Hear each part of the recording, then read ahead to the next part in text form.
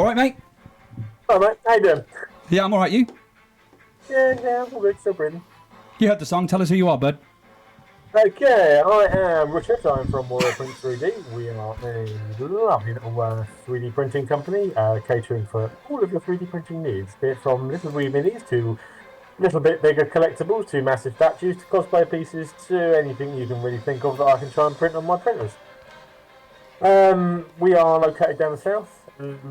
I am on Etsy, Instagram, Facebook, Threads now apparently, Shopify, everywhere. Drop me a message, say hello. Yeah. If there is anything you wish, anything that is not on the store, anything you can even think of, drop me a message, and 9 times out of 10 I can cater to some sort of need for you. Awesome. Well, hello everyone, and welcome back to Dragonborn Industries. He didn't sing it. He didn't sing it back to us, and I've had Bon Jovi stuck in my head for days. I'm not even a big fan. It's okay, but it's just been in there. Like, I'm going to sleep and all I can hear is R2D2 going, wah! Every time. But we're back! We're back, baby! For another episode. Episode 9 of Painting Up the Monster Manual with Richard from Warrior Prince 3D, who has already told us who he is, so that's enough of talking about him. Let's talk about me. I am Ian, the Dragonborn Bard, and this is Dragonborn Industries, where I'm super excited. Have I taken my meds today? I might not have taken my meds, Mental health awareness, guys. Take your meds. I'll do them after the show. I was just so excited. And, I'm excited because we hit affiliate this week, which was completely awesome. You guys are amazing out there, and I've got nothing but love and appreciation for you. So, as part of the hitting affiliate, we started a giveaway that Richard has also come in on, which I'm so excited about. Because the first thing we have is this. Neon Blossom Chonky Dice. These can only be won or given away to special people. Richard actually has one. I do. Richard. It is in my DnD pack. Commissioned a set of dice. Some lava-themed dice, which are now also available on the website. And I did him a chunk for it because we love Richard. And Richard has sorted me out with loads of 3D printed stuff. So he got one. But there is only 2 of these Neon Blossom chunks. There's only 2 of them currently in the world. And the first one's going to be given away here on Twitch. We started on Monday. And for the next 3 Mondays at 8 o'clock, I'm going to be doing a live show where I add another item to the prize bundle. But Richard has kindly donated a huge dragon. And it's actually one of the things I didn't get lined up, Richard.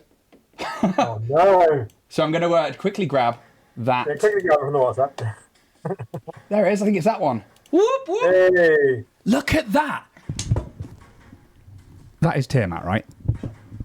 It is a cheap knockoff, but no, it's a cheap knockoff. Artisan Guild, if you're listening, it's not a cheap knockoff. It's awesome. It's really, really cool. And, just tell us how big that is. I think it's 20 centimeters high, something like that. It's a big chunk. The problem is I've only got the single-headed version printed at the moment because I sent the 5-headed one up north. But yeah, it's a sturdy, chunky one, and it is beautifully modelled. It's amazing, and when you get to things like Hydras and stuff like that, you could use this mini. Or if you're playing Dragonlance, I'm sure the Dragon Queen Tiamat will show up, or Takesis, and it's so beautiful. So thank you so much for donating that to the prize bundle.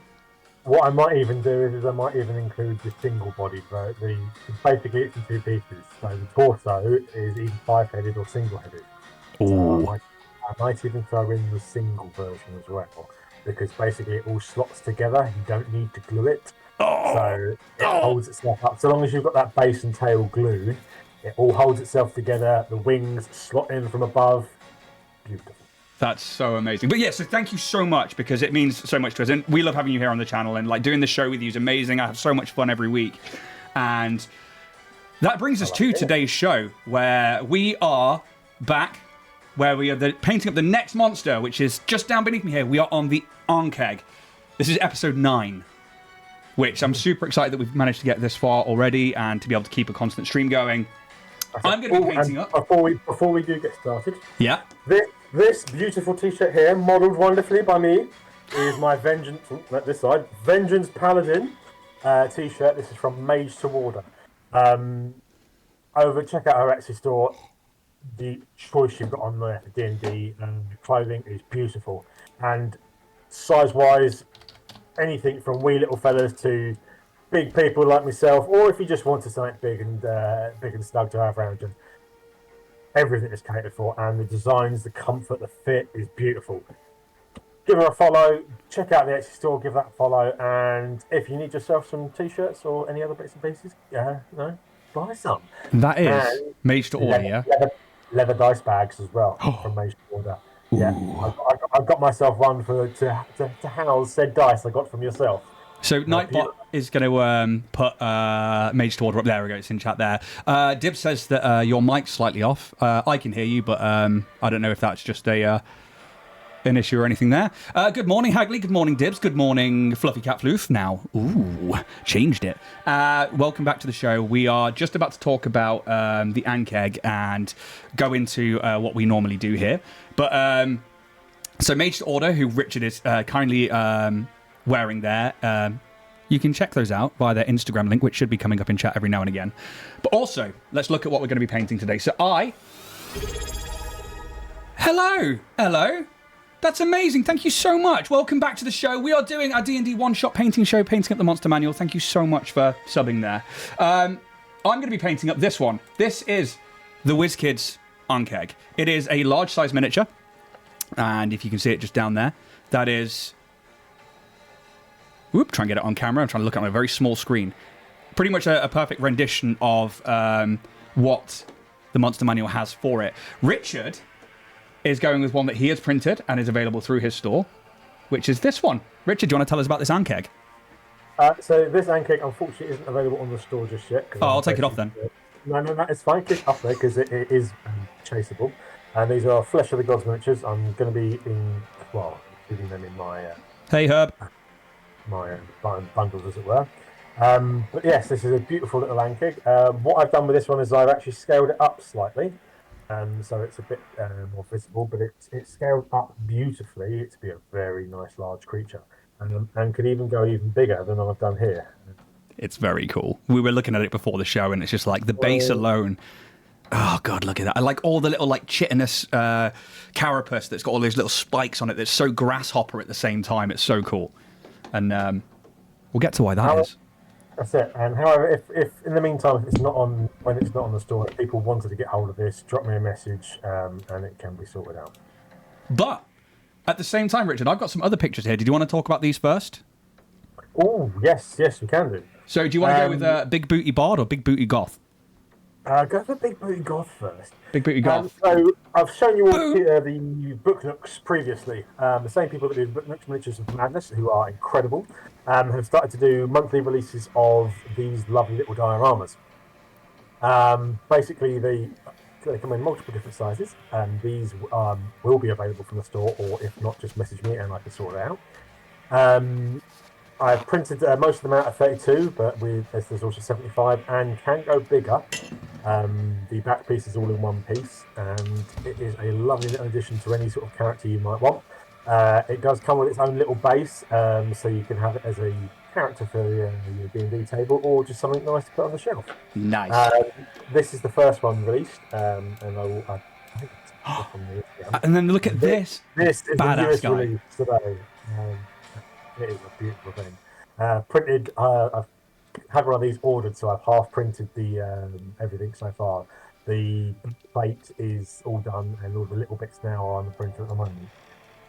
So they will be pictured later on, and will be up on the Instagram. They are awesome. Yeah, I mean, when you shared these with me earlier, it was just like, God damn. Even like without the mini there, you could use that as a diorama for taking photos of your own minis for Instagram, for Facebook, for anywhere that you put up your pictures. Yeah. It's amazing. They're really, really cool. But Richard, I need you to go make a level 3 random generated character on D&D Beyond. Absalom Dak, hello, welcome to the show. This is Painting Up the Monster Manual. We are on episode 9. This is a challenge that we are doing, what we've set ourselves, where we are trying to paint through the Monster Manual, each monster in turn. Every week, I have Richard roll up a random level 3 character, and no matter the CR of the creature, he is fighting it, or going into an encounter against it, or we'll find a way to ad-lib and improv a combat right here and now. So, Richard, could you let me know what class and class and race you are, please? Okay, so we have Francesca, the wood half-elf barbarian. Barbarian, okay. Barbarian. Lemmy is god level. Everyone thinks you look like Lemmy. Lemmy? It's a Motorhead, buddy. What? Motorhead. That's not bad.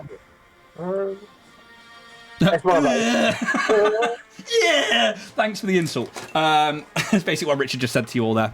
No, I wouldn't know to look at this. Oh, no, the one about the bard in the photo that you had earlier. Oh, that's it. That's the one. That's good. But there it is. So, Francesca, the level 3 Wood Elf Barbarian. Roll initiative, please. Yay. So this week, we are going to spend 1 hour, and we've only got an hour to try and get these minis tabletop ready.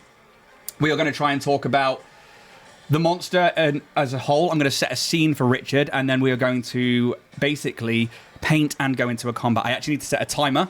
I haven't done that, so my apologies. Let's do that now. You're getting a few extra seconds here to think, Richard. Well, I would say, yeah, a few more thinking moments. Let me know when you pop the whistle. Right, 1 hour. Let's set a scene for you, yeah? So, level 3, okay. The outskirts of the city is a lot of farmland. And I'm going to lean over while I try and get paint that I didn't get ready earlier. And there is a lot of trouble when it comes to farming in the Forgotten Realms. Not only are bandits and pirates, smugglers, evil adventurers a problem, but also monsters alone can be an issue. One of those monsters is the ANKHEG. They burrow and they like to hide and wait, and they wait for vibrations that they pick up with their antennae for things like cattle, sheep, cows to walk over them. And then they burrow up and their strong mandibles can basically snap a tree in half. And they're really common in the area that you are from, wherever that may be.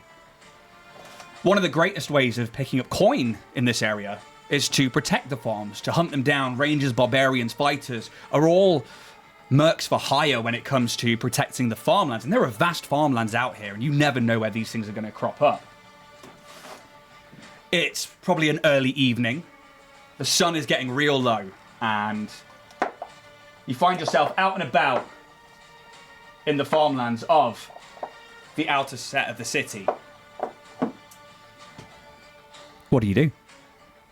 All seems quiet. All seems quiet, which is highly boring. I'm here to earn coin, and I'm here to kill something. I'm going to start going around, and I'm going to be keeping an eye out for any packs of animals. Might be making enough noise and vibration to attract a creature. Yeah. So are you trying to stealthily go around, or are you just patrolling at this point? I'm just patrolling. Yeah. I'm even stomping a bit louder just to try and attract some attention. Okay. So give me a perception check.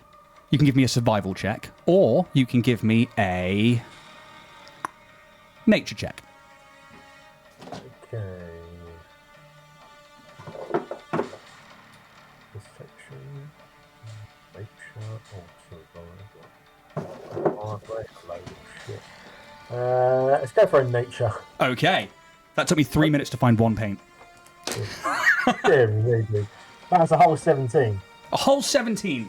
Okay, so things that people should be aware of when it comes to ANKHEGs. So one of the things we like to do here is we like to discuss like the creature themselves, and part of the monster stat block that we have, and part of the makeup of this creature is the fact that they tend to hunt down things like cattle. They can burrow, and they can be the bane of farmers and to people who are on the move or traveling through areas where maybe these things hunt. They create earthen tunnels, and they tend to keep themselves very well hidden and blending in with things like soil and stuff. They are pretty much undetectable while they're underground. And they have a relatively decent stat block on the strength and bestial side of things, but their intelligence side of things isn't fantastic. So these things are monsters that act on instinct, basically. And it's a good thing to bear in mind for when you've got people like spellcasters and bards who cast like Charm Person and stuff like that. You know, it's not going to necessarily work. Charm Monster might, but again, it's just worth looking at in there. But what was your nature check? At 17. 17, okay. So the first thing you pick up on is you cross over a small fence, maybe like waist height, and you cross into a field that is filled with sheep. And they're all kind of like bleating about, and they seem fine.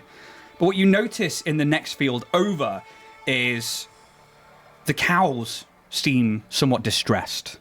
They seem that maybe they've, as you were coming round from maybe a different area behind a bush or from a different angle, they've seemed to have scattered to two different sides of a field, and they're all really kind of like stressed, going and all calling out in a sort of manner that is, herd mentality. Unbefitting of calm cows. Unbefitting of calm cows. Roll initiative against them. No. So, also, first of all, I'm taking Rhinox hide, and I am dry brushing up and down and stippling on for this one at the moment. And that's how I'm going to start my ANKHEG. But what do you do? Me, before I move and go by the cows, I'm using contrast the dark off flesh to the darker parts of the characters in mine. I am going to proceed forward with caution, drawing weapons, keeping an eye on the ground, and I'm going to be treading carefully. And I'm going to be treading in a way that I'm trying to feel any possible vibrations or movement through the dirt. Okay. Give me a stealth check then. I would say that's happily you trying to go quietly and try and make your way over there. You can also give me a perception check. Okay, so my stealth, which I actually have +2 and are good at, is a wholesome 10. Okay. And the perception is, oh my god, too busy looking at my feet, that is a mighty 3. Okay. You start making your way over to this field. And the first thing you notice is you get to a small fence that you need to cross to get into the cow's field. You take a minute to have a look around and all seems clear.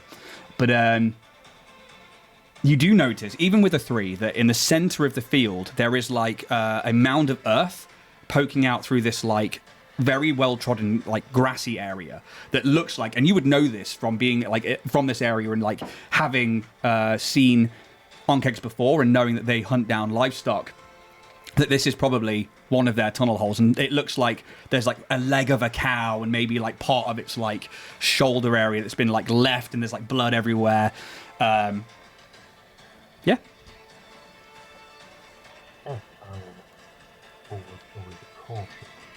Okay, I'm looking around also the ground anywhere. Any other corpses or bits of body or anything like that? Anything I could use as a.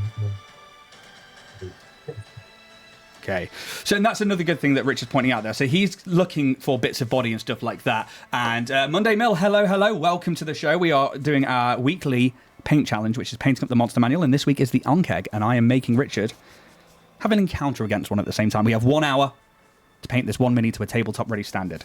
I currently have Rhinox hide on there, and I'm going to try and dry brush my way through. And yeah, I think it does look like an alien from Abduction 2, Absalom. So it's very Starship Troopers as well. But you... yeah, you cross over into the next field. And the reason I said this is good is because Richard is looking for traces of them, which is something his character would know. And actually, it says it in the monster manual. A way that you can give hints to your players that there is one about is coins are left behind, things that adventurers wouldn't leave behind, maybe like the bones of a discarded farmer, herder, or an adventurer, weapons, stuff like that. These little tunnels, if you end up in them, that they can like burrow through with these like really strong mandibles. But looking at the ground in front of you, and I'm going to keep that same perception check for a little while that you had before. Yeah, thanks for that. Because, you know, we're moving in turns here, let's say. Yeah, no, you don't see anything untoward. And I think you're like, I would say, more heavily focused on this hole in the center and maybe going to investigate that. But as you step forwards with that low stealth check, you just hear this as from underneath the ground, this explosion of dirt just erupts, and yeah, it's going to be a surprise round on you for that one because you didn't notice it. And we're going to go straight up with a bite. That is a 17 plus 5 to hit. That is a 23. No, 22. Yeah, that hits right there. That hits Okay. right there. So, action economy wise, the ANKHEG only has one action. And it's a CR2, so it's quite hefty, and it's good for an adventuring party of an average level of 2. But we are going CR2 versus 1 level 3 player, so the action economy is really going to matter here. The bite melee weapon is a +5 to hit. It has a reach of 5 foot, so it has to be next to its target. One target. It is 2d6 plus 3, so we'll roll that now and we'll describe what happens. God, I hope you've got some decent hit points. Yeah, I'm right. That's 13 damage. I'm not alright. That is 13 slashing damage, technically. So even if it's grabbing, it is still slashing damage. Plus, as it bites into you, you just feel this burning sensation as this acid is just oozing from this like huge creature with this spiked, hard carapace, almost like a giant ant. And 1 point of acid damage. As it bites into you, and you can feel it's just designed to tear and rip through flesh. So, you take the acid damage, and if the target is large or smaller creature, which you are grappled. So these things grab on, and they hold on. And until the grapple ends, the ANKHEG can bite only the grappled creature and has advantage on attack rolls to do so. The escape DC is a DC 13, so it's quite low, and for a barbarian, that should be pretty good. But yeah, it like bursts up through the ground, and it's got these like pincers like a praying mantis, and it's like, and it grabs onto you, and this acid starts to burn. What do you do? I let out a ferocious roar and it's cutting its little face. A bonus action rage, and I attempt to break out. Okay, I will let you attempt to break out, not as an action this time, and because it's a one-on-one, I'm going to give you this as a free action. Aww, thank you, sweet. And it's simply me being generous. Okay, am I still rolling for it, or are you letting me? I need you to roll for it, please. So The dice will decide your fate. Is it athletics? You need to make a... yeah, you can make an athletics check for me, please. Okay, so I'll do that with advantage. Oh, not that it matters. I've rolled a dirty 20 first time. Nice. So, tell us how you like pull yourself out of these mandibles. So as I'm literally staring at his face, screaming in my chest, literally sort of focusing on the strain of my shoulders and arms, and I'm just tensing and pushing myself in. Nice. So as you do that, I'm now going to take some leather brown, which is a slightly tanned, and I'm going to come in from the top and only go downwards in a downward stroke for dry brushing from the top. And that's how I'm going to start the highlights for this particular miniature. I'm a little bit scared about dry brushing this one, not going to lie, with all the spindly bits around. I'm going heavy with this contrast Dorkoff finish. Oh. I may have to do a bit of a drying with the airbrush. Just to dry. Fair enough. Fair enough. So, you break free and you are stood next to this, and it's taller than you. It is like a good 10, 12 feet at least, and that's not reared up or anything. And you can see this acid starting to like brim from its mouth. You have your full turn to take. Okay, I kiss the side of Derek, my great axe, and I go for the killing blow. Okay. Roll it up. So, yeah, roll it up and then we'll talk about some more stats for it. Okay. Oh, so 21 to hit. 21 is going to hit. So the armor class of an ANKHEG is 14 and it is natural armor. However, while it is prone, its armor is 11. Ooh. It is not currently prone. That's I don't think it's prone. It takes a full 10 damage. 10 damage, yeah? And what type of damage is that, please? That is the slashing damage. Slashing damage. Yeah, you like hit into it. Like, you added your rage damage there as well? Can I get range damage? Should do at level 3. Should be a proficiency bonus, I think. Oh, so it's 12 damage. 12 damage, there you go. So, you smash into it. Did you say it was a great axe?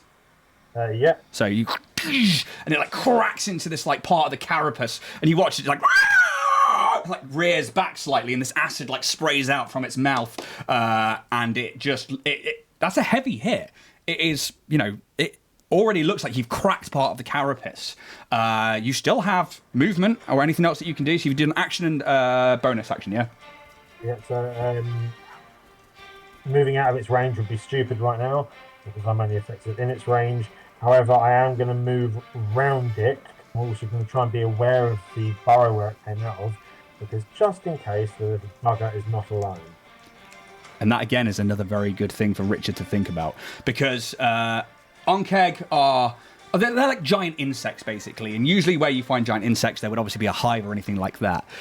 It's not necessary that there are going to be loads of them in one place, and... for DMs out there, you can take these as like a single creature, or you could have them as a whole nest or a hive, and it's a great way of taking a small CR challenge and like upscaling it. And then even if you were to reskin it and make it like a higher CR, you could make the thing bigger, you could up its armor class, and you could make it like a queen, which is something that I've done before, which I really liked, having this like ANKHEG burrow underground, like this nest, and like the party had to like delve down through the tunnels, and as the tunnels got like deeper, there were like eggs, and there were like workers and drones, and then there was just this like proper alien style queen that was just like yeah, I enjoyed that a lot. On that thought, and speaking of queens, that's made me suddenly think of something as well. A new release this week from Wicked is a Queen, Alien and Ripley diorama. It's so good. Anyone fancies getting hold of either an alien queen statue or a full diorama of Ripley in the Lotus suit, drop me a message in the email. Pictures will be up soon when I get them beauty printed.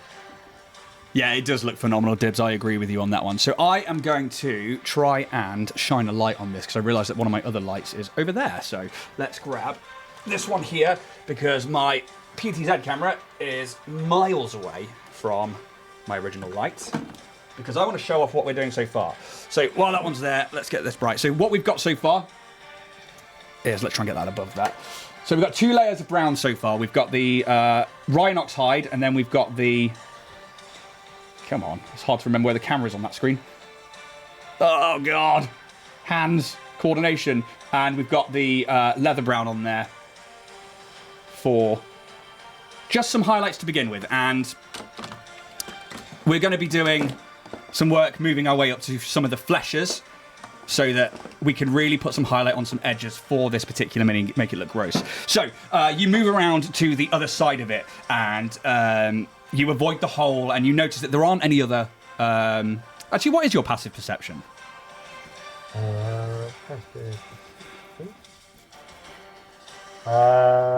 9. Okay, yeah, you don't notice any other ones at the moment or anything like that. Not certainly with this hole anyway. And you wouldn't expect there to be any more when they're attacking like this. Maybe the other ones have already got their food. Maybe the other ones have got away. But this particular one is now engaged with you. Is there anything else you would like to do? No, there's nothing else I can do at this moment. Okay, so as you've cracked into the side of it, and as you... move your way around, you see it starting to scuttle, and like this like back end like a rattlesnake comes up, and it starts to try and turn itself around, but in doing so it has to move outside of your area of attack, so you can make an attack of opportunity if you so will. You don't have to. Oh, fucking right, dude. No, so you're giving up on the attack of opportunity, and I'll get to attack. It's gonna die. Doesn't matter anyway. I rolled An 11. Yeah. I'm afraid it's too quick. It scuttles a bit quicker than you were expecting it to, and as it brings itself around, you just see this acid from its mouth. It moves to about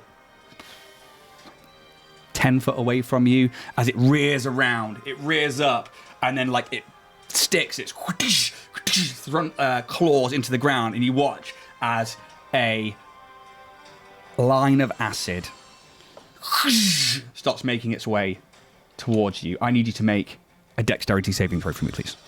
So what I'm doing here is the other action for the ANKHEG. This is an acid spray. It is a 30-foot line that is 5 foot wide. So it's a good AoE spell for a party if you can get it off. And nat 20, that. Nat 20, did you say? Yeah. Natural 20. Amazing. So, it still manages to hit you.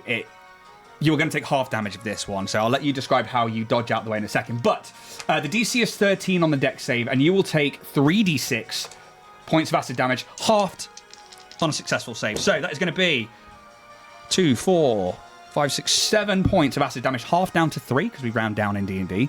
As this, how do you dodge out of the way, and where does this acid hit as it, like, past you? As it sort of sprays out and it gets ready, I'm swung through with the attack. And my axe has basically gone through and sort of hit down into the dirt, and I'm basically pushing off, using my axe as a almost like a pole vault to push me out of the way. Nice. So you like jump out of the way and you use it to push off as this acid kind of just hits part of your armor and hits part of your skin. But it's nothing you're not used to as a barbarian. Unfortunately, you're not Path of the Totem Warrior, are you? I don't think so. Double check that, because if you are, you'll be taking less damage. Rage, breakfast. Fuck, fuck. I must look at these things properly. Primal Path. Path of the Berserker. Okay, cool. Well, that's the same as last time you had a barbarian. So just for those... That's why, because I've got no content to be able to do anything else. Oh, okay, cool. I'm just checking because for those of you listening, Path of the Totem Warrior, when you rage, you take half BSP, so bludgeoning, slashing, and piercing damage. But if you take Path of the Totem Warrior, you half that again. You also take half damage for all other except psychic damage, and it's amazing. It's a ridiculously tanky subclass. It's amazing.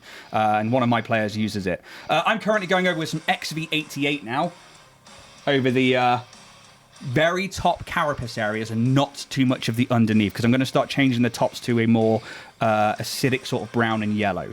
But this acid line out your way as it screeches, this kind of like, and you can hear all the mandibles clacking against each other like these hard tree snapping mandibles. And then it's going to take the last of its movement, and it has a 30-foot movement speed, but it also has a 10-foot burrow speed. As the mandibles just dig into the ground, and you watch, and it's surprisingly quick how much this large creature can get underground, and you can see the entrance hole, but you can't see it. What do? Your turn. I'm gonna have to. I'm going to hold my action for when it comes out, and I'm watching and waiting for it, and I'm going to strike at the opportune moment. Give me a perception check. Okay, come on. 19. 19, okay. So, let's have a look. Looking at the stat block for the ANKHEG, its strength is huge. It's a +3. Its dex is only a +0, so its stealth isn't going to be that good when it's trying to hide. But underground is still quite, unless you know what you're looking for, which in this case Richard does. It's going to be quite hard. But however, its intelligence, wisdom, its charisma are all in the minuses, so we don't need to worry too much about those. I'm going to give it a stealth check with advantage, because that is its terrain. However, actually, you know what? It's trying to run from you at this point, so actually that would be a disadvantage. We're going to make it a flat roll. I think that sounds fair. I get +0 to this. It's not a skill that it has. It doesn't have any proficiencies in any skills. And apart from, it has a passive perception of 11. Ooh. You rolled a 19, yeah? I did. 12. 3. You see the ground, like Bugs Bunny, you can just see it slowly like lifting up in areas, and those untrained eyes wouldn't see this kind of movement, but your wood elf eyes, they see. I'm going to give you an extra round here as it comes up through the ground trying to attack you in the next round. You held your action. I'm going to let you jump back, and I'm going to give you the initiative here. Okay. I will attack. Roll an attack, buddy. Where is it? I'm going to find some flesh colours, and I'm going to find some browns to mix them with.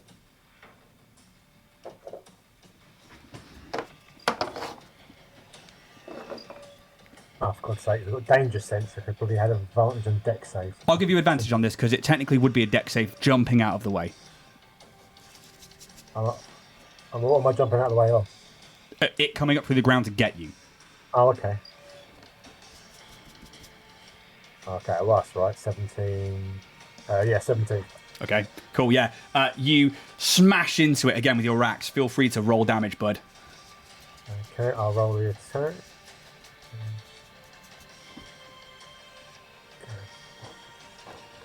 Okay, 16 to hit. 16 definitely hits. That's armor class of 14 still, so... Ooh, and that is 13 damage. 13 damage on top of the 12 earlier, so we are on 25 damage there, I believe that is. So away from, obviously, like you wouldn't normally tell your players the HP, this thing only has 39 HP.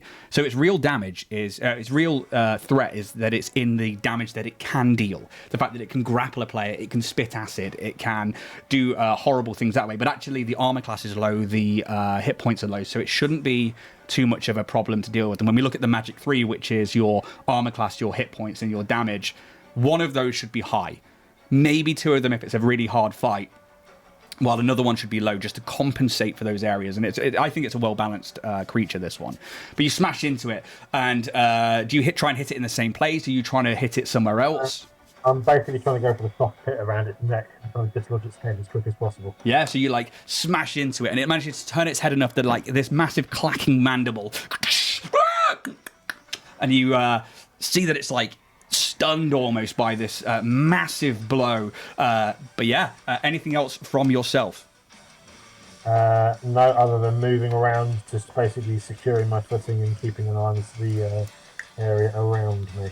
Okay, so as you move around, it again turns around, and its acid breath is a recharge. So I need to roll a d6. So this is something to bear in mind for DMs and GMs out there, that things like dragons or things that usually have breath weapons is a recharge ability. It's not something that you get every single turn. So I need to roll, it says acid spray recharge 6. I roll a d6. On a 6, it recharges. It rears around.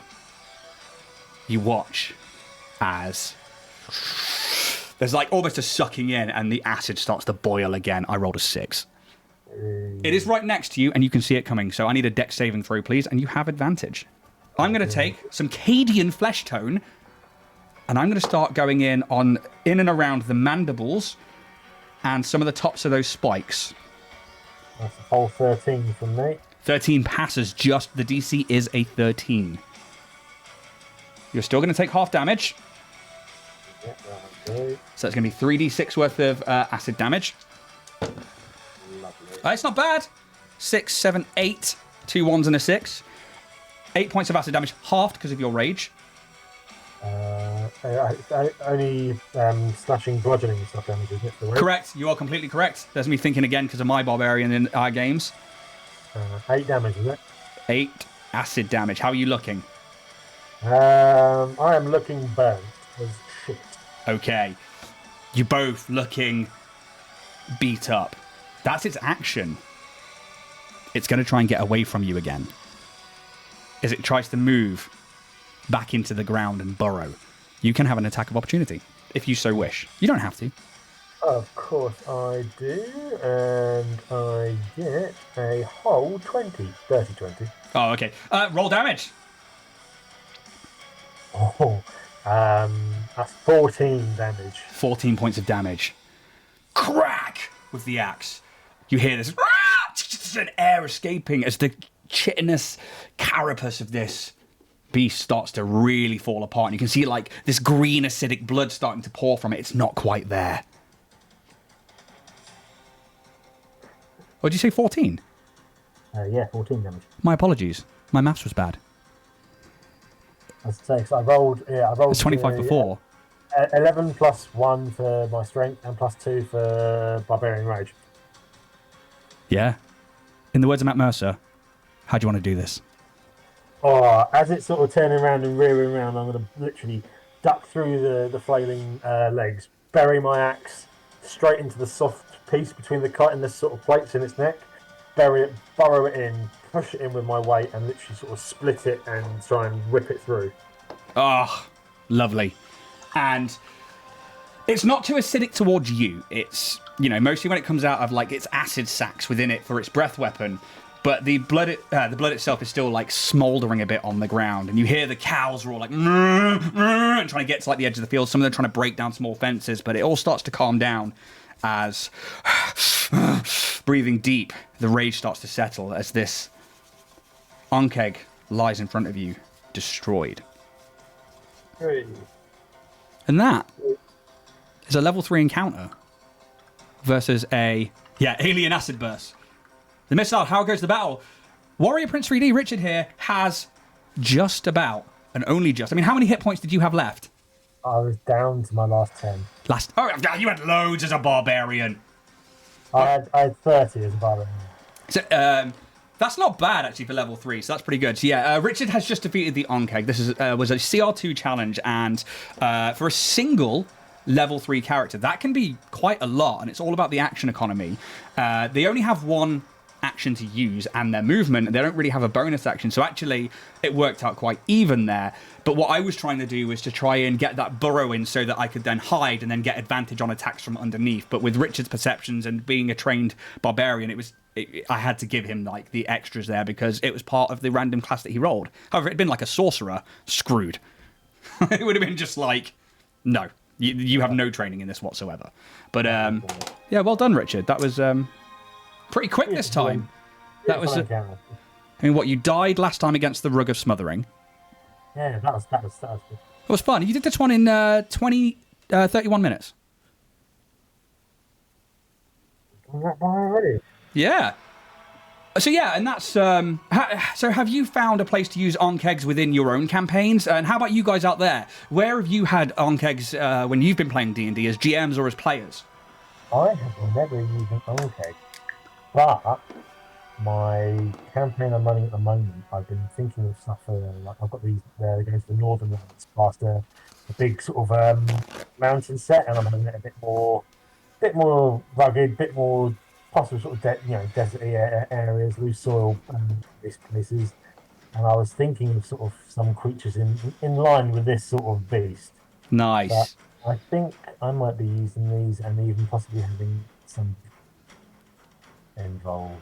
Yeah, I really like the ANKHEG. I really like that they're a great, not necessarily random encounter, but I mean, you absolutely can use them as a random encounter on traveling, and especially for like anywhere from like low-level parties to high-level parties, because they would just be about, and they don't have the sense to not attack a high-level party. So your high-level party is like, fuck the bandits of this area, fuck all the mages around here, we're marching through this like wilderness, like nothing can touch us. Then like a hive of these comes out of the ground and they're like, oh, these things don't think.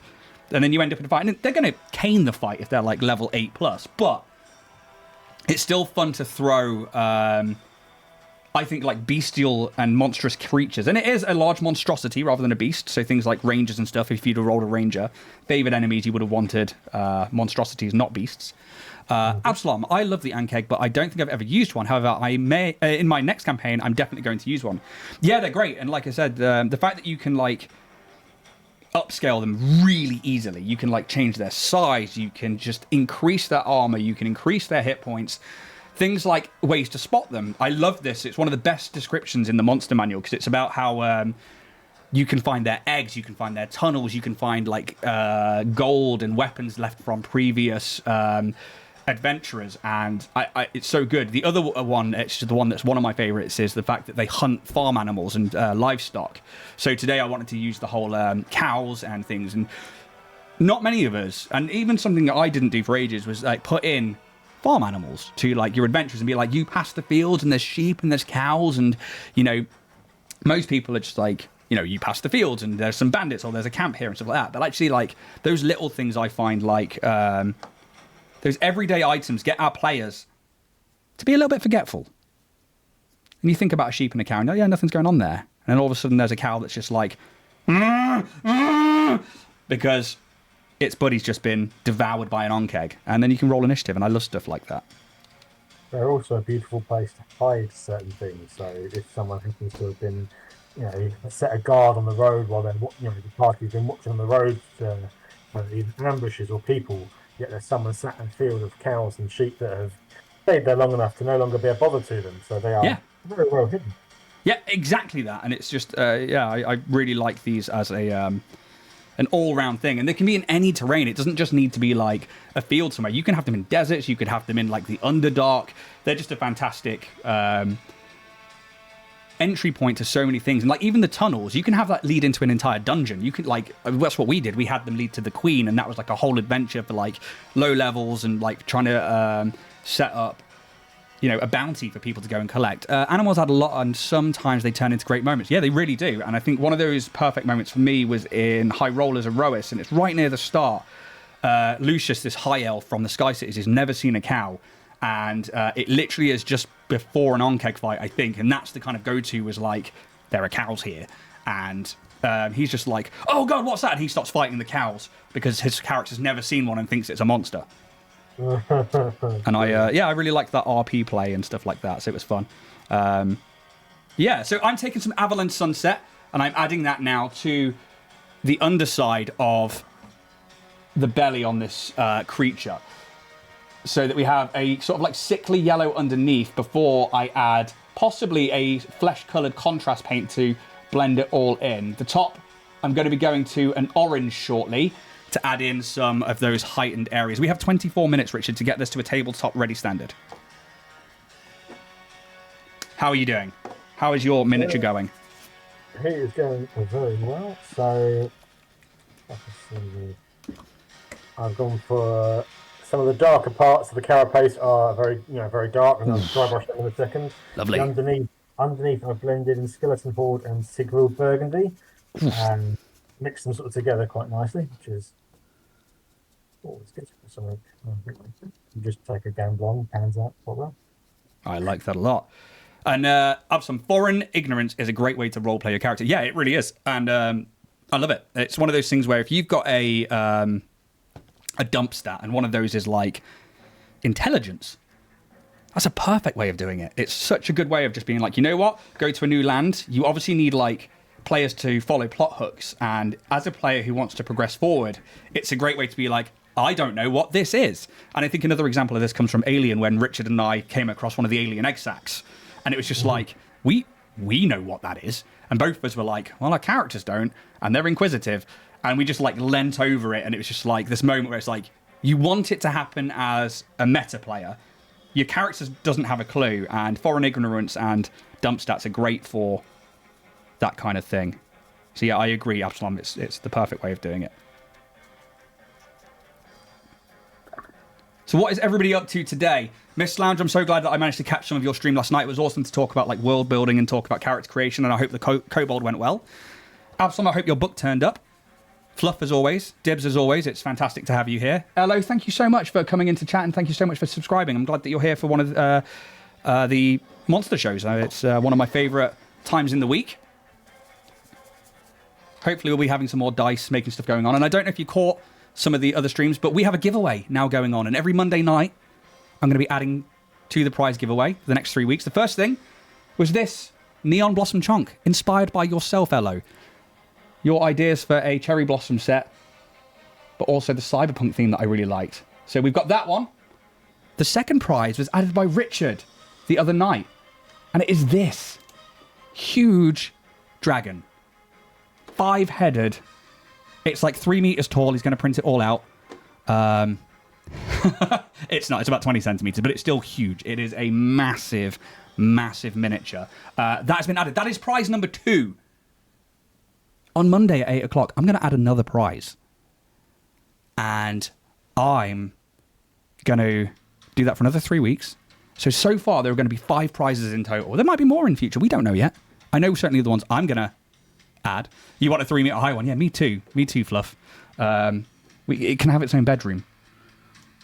We can pray to it. Be able to statue our shrine to Takesis. Although I've got to say I'm a Bahamut follower, not a Takesis one.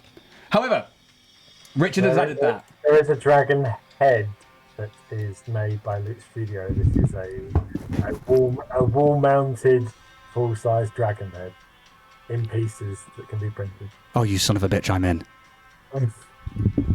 I really want, and we will talk about this when at some point in the future. I have the funds. I want a life-size goblin and a life-size space goblin for D&D and Starfinder, like the Pathfinder variants. So like the bald-headed, green, like really pointed ears and red beady eyes, because I love the Pathfinder and Starfinder goblins. But I want those for the studio in here. I want to be have my own little goblin minions. Have them just screaming like every time somebody's in here. That'd be awesome. Yeah, so we'll talk about that in time. Mr. House, thank you for joining in. It was a big help. As for the kobold, I reskinned as a fighter because that makes me smile so much to see a 2'3" kobold in half plate. Hell yeah. Give them scale mail. That's what I like to do. I'm like, yeah, just give them that. I think one of my players, she came in with a kobold and she went with a kobold ranger, but because they happened to cross some galactic lore, I was like, hey, do you want to do something that the other players don't know about? I gave them an antimatter rifle, and they came from the Astral Alliance, which is a spelljammer thing I was introducing. And yeah, she had this scale-mailed, rifle-wielding kobold that was just running around a high fantasy world, and it was just amazing. Yeah, Fluffy, I've read that one out. That's fine. We want a 3 meter high one. She said it, so it means we get one in the house. So that's absolutely fine.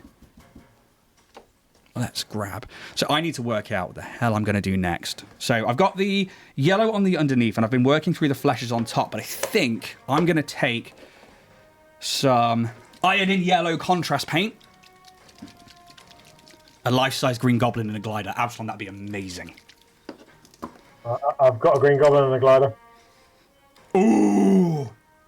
I've got actually a 1/6 scale printed. It's in a box in the cupboard at the moment, unfortunately. Oh, that's lovely.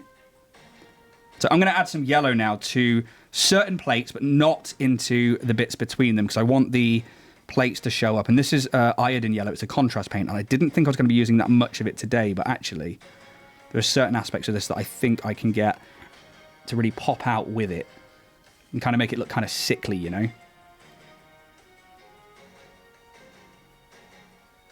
Sounds great.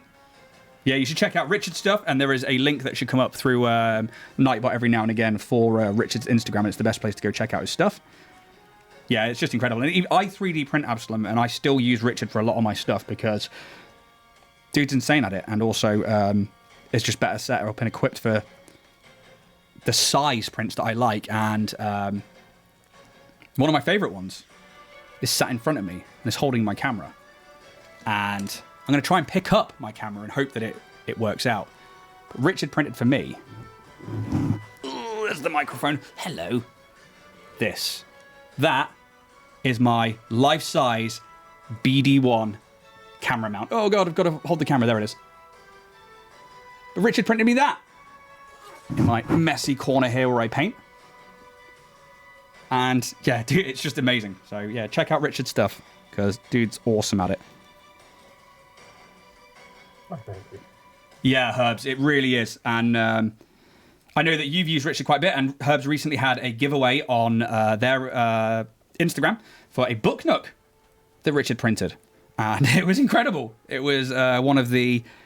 Beautifully painted. I was very gutted I didn't win that. You're not allowed to win it. That's like if we both enter this giveaway and it's just like, oh, look, we won. Thanks for entering, everyone. No. You're banned, Richard. You're banned. You banned yourself. Everybody else can enter, and it's open to everyone, and it's open worldwide. We will send these out to anywhere. So I have some yellow on there. I'm going to grab some black because I want to get into the eyes before I do anything else. We've got about how long we got? We've got 15 minutes left to paint these up. I sent it off to Germany today. We won suddenly, you're back to 2 followers. Yeah, that has actually happened to me in the past. I gave away some dice on Instagram, and the Instagram page went like way up. The competition ended, and it went way back down again. It is what it is. It's fine. But what I was glad about is the people that have won so far are people that would actually use them, and that's been awesome to see. Like, I think Taylor or Tyler, I can't remember exactly her name. So my apologies if you are watching this. From 20 Sides Pod, actually won the last chunk giveaway. And that was amazing. And there was another one that went out to somebody else who is an avid D&D player. And it was amazing to see that they're getting used, which is really, really fun. I think that went all the way out to Minnesota as well. Oh, blimey, that's a little way then. Yeah, really cool. And we got chatting about bands and stuff because my favourite band are from Minnesota. So, yeah, it was just really cool. I like seeing stuff go out of the fun. You ship worldwide as well, don't you, Richard? I don't. Not on the store. I ship from anything ordered from Instagram. I can ship worldwide, but anything ordered on the Etsy doesn't ship because of the bits and pieces you've got to put in it. I've not set that up yet. But obviously, people can put orders in with me on Instagram. It's like I'm shipping off Lilith there to America. Oh, cool. Yeah, it's not an issue. It's just a case of you can't do it when ordering through the Etsy store. It's really expensive on Etsy, isn't it?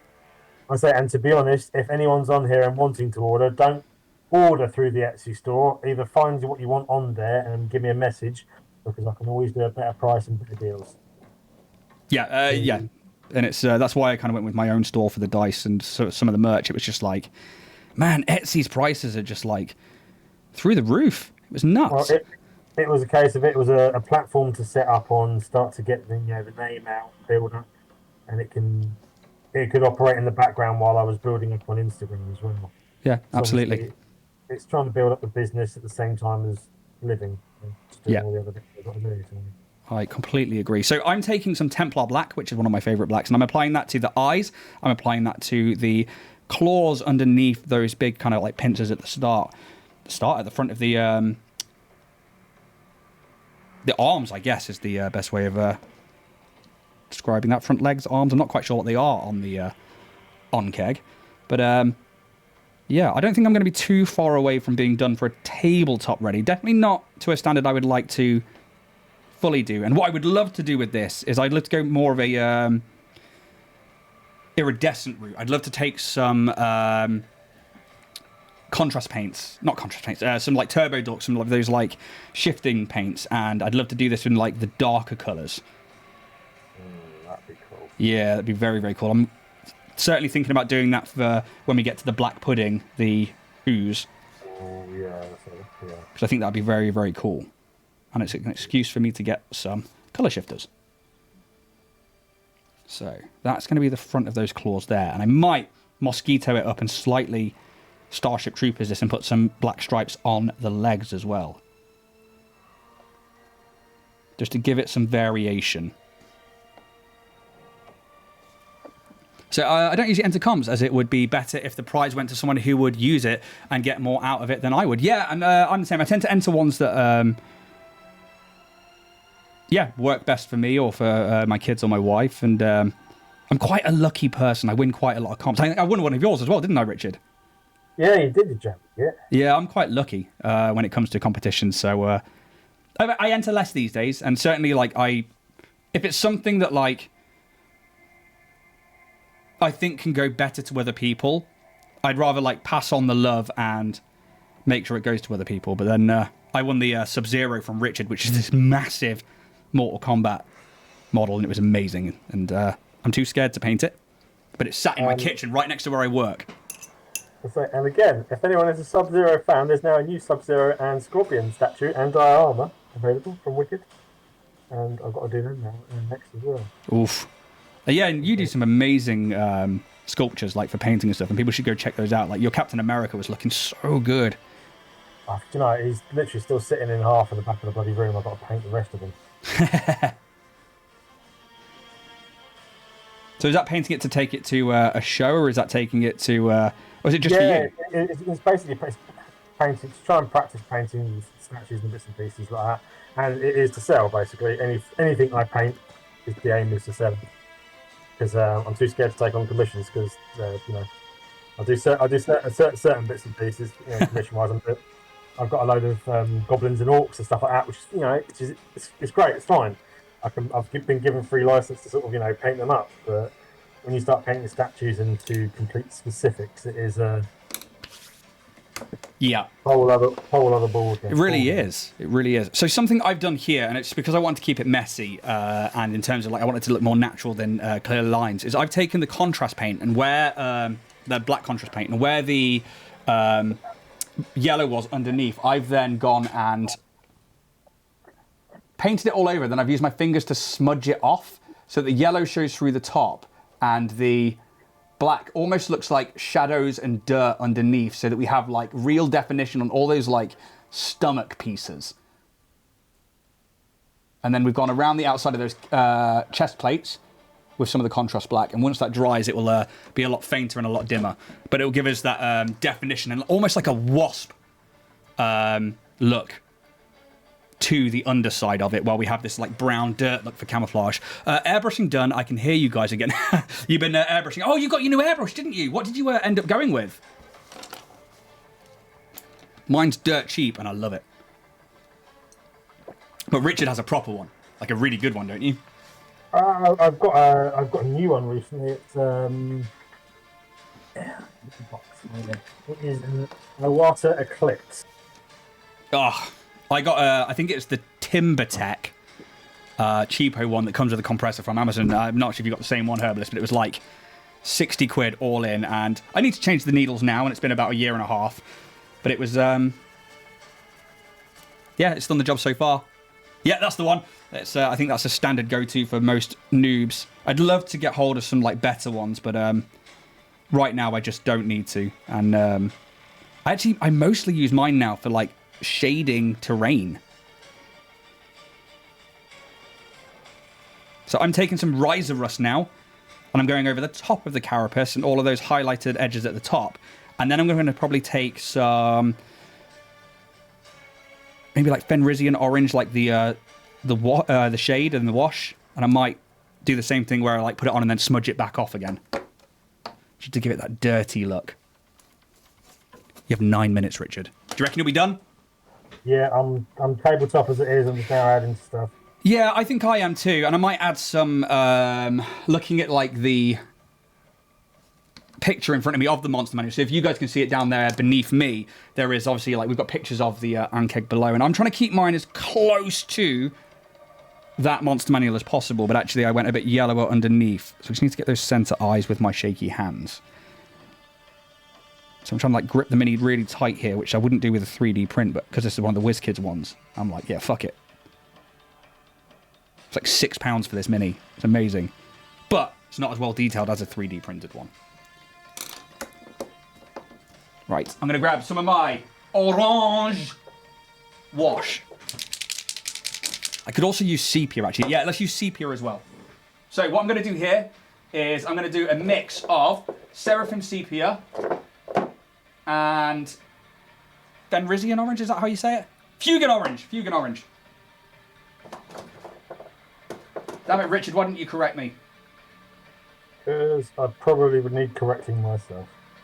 It's not good enough, bud. You're fired. You're off the show. Who does number 2 work for? No. Right.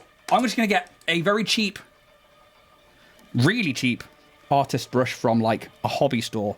I'm just going to start smattering this thing in the deepest areas with the Seraphim from underneath on those top plates. And then we're going to take out our orange and then hit the very tops of it, and then we're going to smudge it all back out again. Because what's great about natural creatures like this is you don't need to be amazingly neat if you're just going for tabletop ready.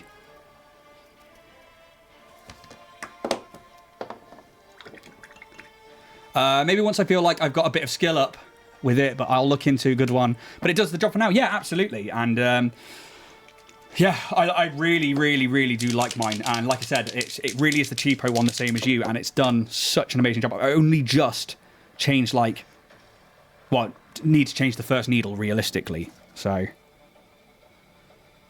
yeah.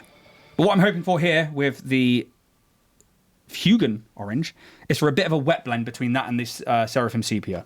And hopefully that will give us some definition to mottled colours and... How long we got? 6 minutes 30. Or as some people say, 6.5 minutes.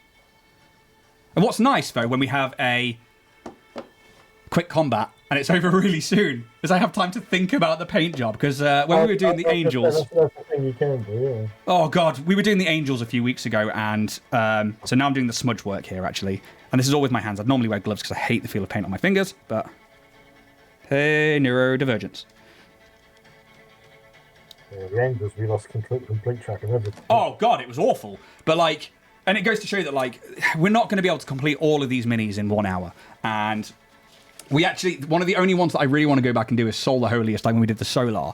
Because... hey, Lord of Cats, good to see you. Yeah, 1 hour was not enough to do that mini justice. And I love that miniature. Richard printed it. It's so well detailed. And, yeah, I just... really want to go back and do that one. So we'll have to arrange a stream where we sit around and we just chill out and we don't force ourselves to do an hour.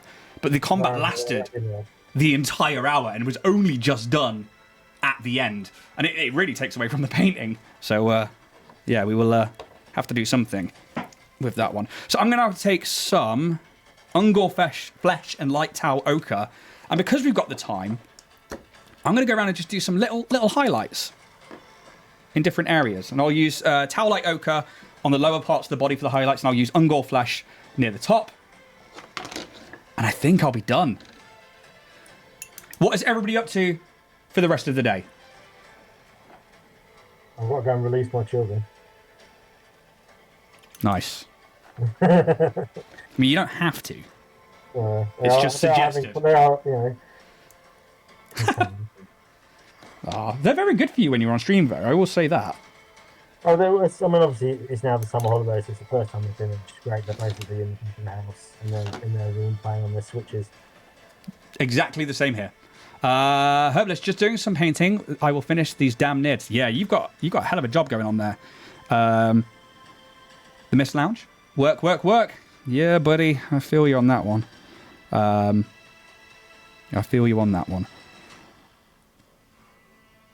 You both can do it. Thanks, Lord of Cats.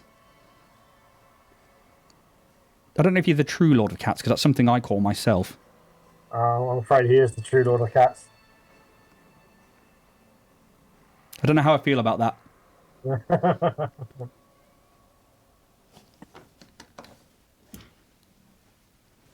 Lord of Cats.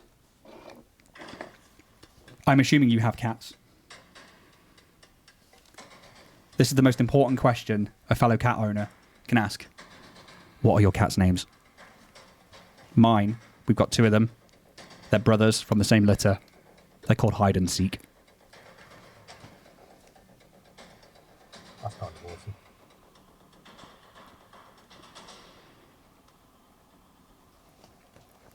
I need to paint my Space Marine cats. Oh, lovely. The best kind of Space Marines. Brookie. It's a nice name. I like either really out there names or human names for cats. Like Clive.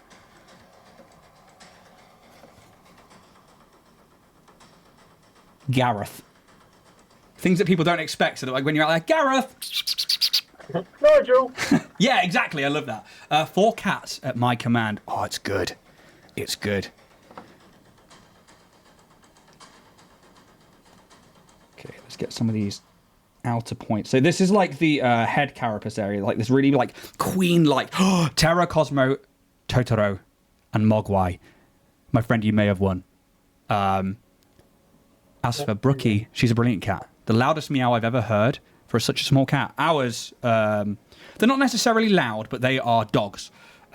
Especially my one, Seek. He is, yeah, you can call him and he'll like stand up there and you can like rub his belly down and stuff like that. He is a proper little dog.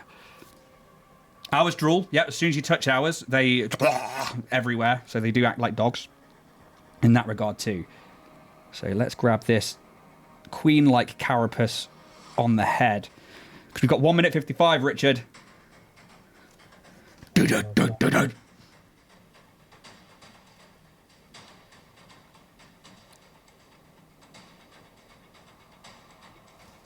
I'm hoping maybe tomorrow I'll be back with a dice making stream. Because I've got some work I need to do. Right, I'm going to take the Ungor flesh now. What have you got on for the rest of the week, Richard? I have lots of printing to do. I have research to do because I'm sorting out some bits and pieces for a customer for getting his diorama all done and trying to find necessary bits. Oh, nice. And trying to finish sorting out this room to accommodate everything.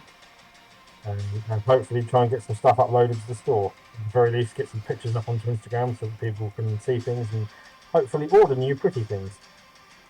I have been trying to get a stock drop ready for the past 6 months. And it's just like, I need to finish the dice. I need to like get the terrain uploaded. I need to like, yeah, I've done the test prints for the new terrain. And obviously ours is going to be in an FDM set. And it's only a small set, but it's like little houses and stuff. So that'll be coming along soon enough. But it's been crazy, man, to like try and like work social media, work the streams, and work the little shop at the same time. It's absolutely crazy. So Absalom, she'll bite you if you try to stroke her tummy, but loves a scritch on the back of the neck and head. Yeah, that's awesome. Standard cat with the tummy bites. Lord of Cats, I gotta go, guys. Have an awesome stream. Thank you so much, Lord of Cats, for dropping by. Thank you for just coming in, integrating with chat. It's amazing. Thank you so much. You need 2 of you. Yeah. I need 4 of me just to be able to do everything. I think I'm going to leave it there. And it's time. Paintbrushes down, boys. So, why did the mod check my message? What was potentially wrong with it? Not too sure. It could be an auto mod. It could also be one of the mods in chat, but I think most of the mods are working. One is Richard, who is currently painting. The other one is Fluff, who probably hasn't checked that unless she misclicked something. I flagged it up for bite you. Right. Yeah, sorry about that, Absalom. Well, it was an auto mod. Yeah, cool, right. It flagged, so not I flagged. Okay, cool. I thought you flagged it, Fluff, then. I was like, that's fine. Yeah, so it was an auto flag, so we'll sort that out. But yeah, it's awesome. Cool. The hour is up.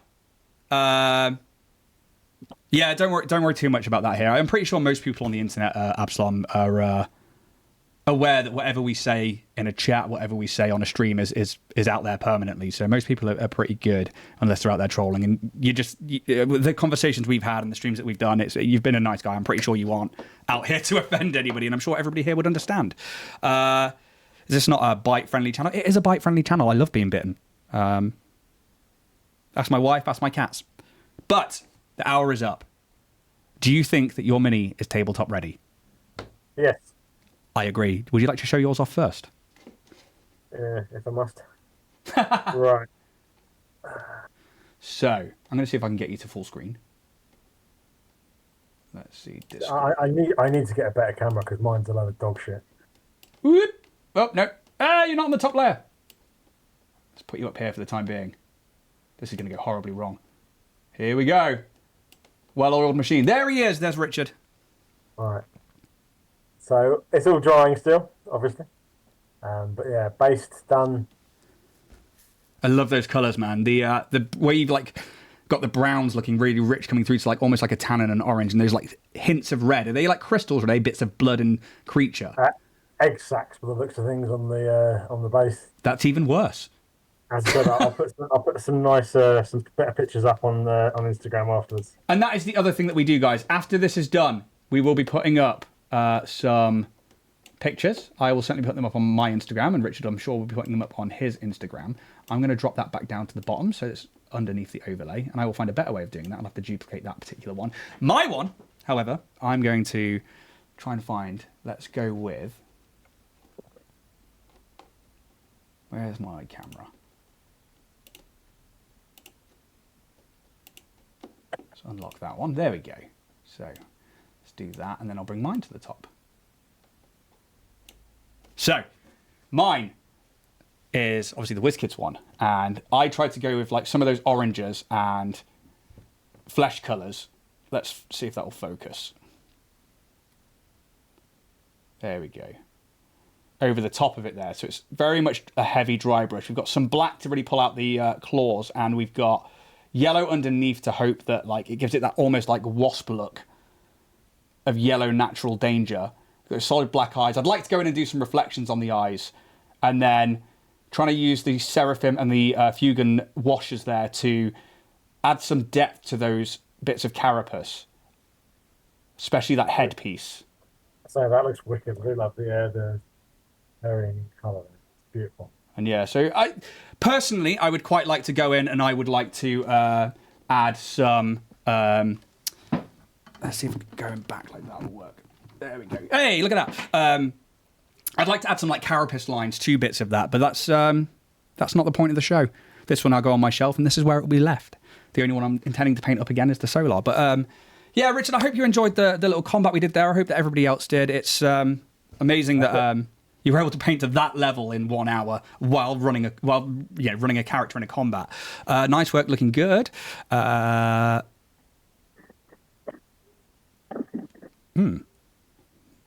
Weird nightbot on there. Another great job from Absalon, and that would take me a month to paint. Well, yeah, it's. I think me and Rich are a bit more speed paint adverse by this point, like 9 episodes in, of like trying to smash out the. As I say, the wonderful exercise of this is to push me to paint quicker and to think, and because usually I would take a bloody month to do this. Yeah, it's quite fun to see the different techniques and learning, bits and pieces go. So yeah, I do enjoy it. Yeah, me too. And I think that I can be lazy with my paint jobs because there are things that when I'm really in the mood, I will spend ages painting something and I'll get like everything right and I'll thin everything down. But sometimes it'll be the end of a session and the players will do something and it's like, okay, let's get a random encounter going. Oh God, I need something fast. And usually by the end of the next week, I need something there and then ready to go. And I think like this show for me is one of those things where it pushes me to have everything ready from the monster manual. That's the hope. But also to, like you say, like push the boundaries of like trying to paint as quick as possible and try and implore some techniques to at least get a tabletop ready mini and show you guys that you don't need to be an expert painter for D&D. You can spend an hour quickly knocking something out and, your players aren't going to complain. They're not going to go, I'm not playing D&D with you. You don't paint minis properly. Ugh. Go away. You're a bad player. It's just have some fun with it. And that's kind of the point of the show. But yeah, thank you for taking part, Richard. And thank you so much, everybody in chat. It was, again, amazing to have you all drop by. And thank you to those, to Ello for subscribing. And yeah, we'll put this video up on YouTube. There'll be links in the description to Richard's Instagram, to Mage to Order as well. The lovely t-shirt that Richard is wearing there. And yeah, hopefully we'll see you next week for... Are you free next week, Richard? I am indeed. What have we got on the rotor? I'm going to double check my calendar just to make sure. I'm all good. We have the Azer. This is the next creature. So I'm hoping to get hold of a WizKids one, but if not, Richard hopefully will be printing me one. Let's get the camera up there because I want to show you what it is in the monster manual. There it is. It is a metallic skinned, dwarf-looking, flame-headed creature that is from the elemental plane of fire. And it's the sworn enemy of the Ifrit. We will talk about that monster next week. Oh, I get to use this paint then. Thank you so much, everyone, for tuning in. And may the dice gods be ever in your favor. Thanks, folks. Take it easy, guys.